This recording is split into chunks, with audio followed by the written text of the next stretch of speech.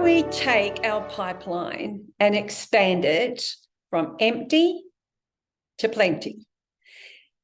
And we know how to do that. We know how to do that. We prospect, we have our initial conversations, we take our buyer through our process, and we win the business at the end. You know, in a perfect world, that's how it happens.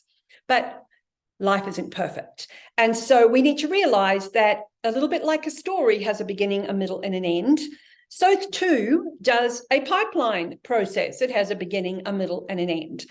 And in that beginning part, we start to gain momentum. The middle part is where it's not just a case of bridging the gap, it's actually creating the gap so that we can get some competitive edge.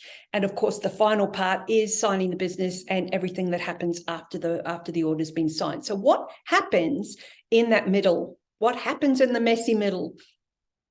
And what salespeople are not doing that is preventing them from having that pipeline move from empty to plenty is they're not doing a couple of things. They're not able to take the conversation up to a contextual higher level and then down to the detail, to a more content-driven level. Most salespeople are hanging around in the content. And so what we need to be able to do is to be able to take that conversation up and down and across and up and down. The person who has the most flexibility in a sales conversation is the person who is going to lead that conversation all the time. Now, if you think for a moment of the different players involved in a sale, the different stakeholders, you have users, you have operations, you have C-level.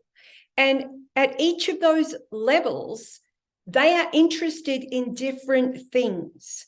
Your user, your technical buyer, is really interested typically in the bits and the bytes, the feeds and the speeds, the data, the content.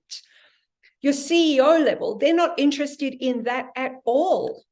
They're interested in more contextual type of outcomes and meanings and visions and aspirations and objectives for the business. So for you to be able to expand your pipeline from empty to plenty, to move those deals through, you need to be able to communicate and build flexibility into your conversations so that you can speak at different levels and move the pipeline, unblock the pipeline. So I'm going to get you to contemplate who the stakeholders are in your business, in your deals, in your pipeline, and brainstorm with somebody in the team if you want. Think about how can you adjust your conversations? How can you maybe, qualify the deal with one person and quantify the deal with another? Can you wrap metrics around outcomes? Can you tie all of that to ROI or TCO? That's where it's got to happen in the middle. And that takes a different conversation rather than simply talking about your offer and how it can be implemented or executed. So our thought experiment again is to contemplate who the stakeholders are and how you are speaking to each of them and how you might be able to build a little more flexibility into your sales conversations. So on that note, have a great day and we'll speak to you soon. Bye for now.